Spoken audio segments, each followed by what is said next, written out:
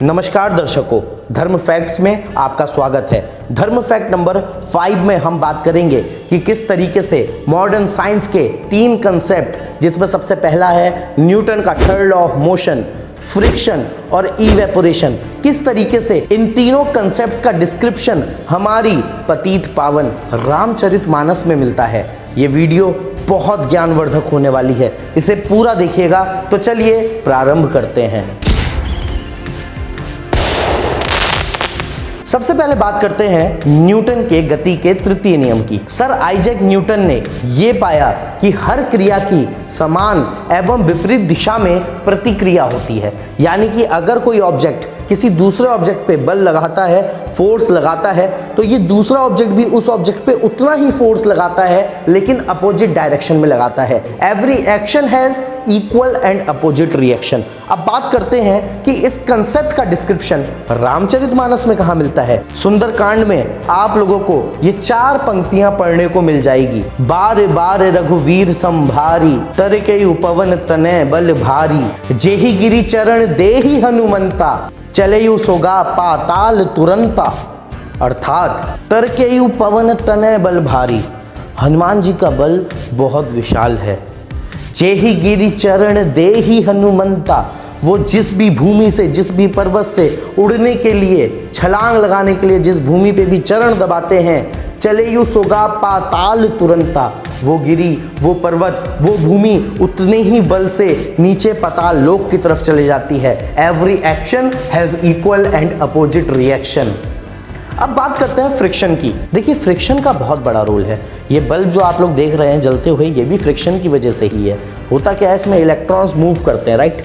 Electrons जब move करते हैं तो वो फ्रिक्शन करते हुए, घर्षण करते हुए वो बल्ब से गुजरते हैं और वो बल्ब के फिलामेंट को गर्म कर देते हैं, जिसकी वजह से ये बल्ब जल जाता है।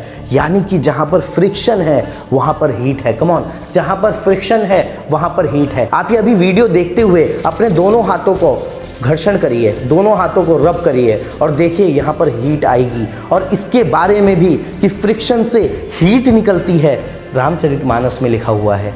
आपको रामचरितमानस के उत्तरकांड में ये पंक्तियां पढ़ने को मिलेगी।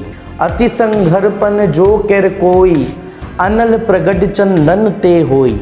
अति संघर्पण, अगर कोई बहुत ज़्यादा संघर्पण, बहुत ज़्यादा घिस देता है किसी चीज़ को, बहुत ज़्यादा रगड़ देता है, बहुत ज़्यादा घर्षण कर देता है, तो अत्यंत घर्षण से अनल प्रगट चंदन ते होई, चंदन जैसी शीतल चीज से भी अग्नि प्रकट हो सकती है। यानी तुलसीदास जी को फ्रिक्शन से हीट प्रोडक्शन के बारे में पहले ही पता था, जो हमें इन पंक्तियों में मिलता है। अब हम बात करेंगे इवेपोरेशन की। इवेपोरेशन का मतलब है कि सूर्य के ताप से जल अपने बॉइलिंग पॉइंट से कम टेम्परेचर पे भी वेपर बन के ऊपर की तरफ उड़ता है। रामचरितमानस के लंका कांड में वो डिस्क्रिप्शन आप लोगों को मिल जाएगा। जब समुद्र में पुल बांधने की तैयारी हो रही थी तो ये पंक्तियां कही गई।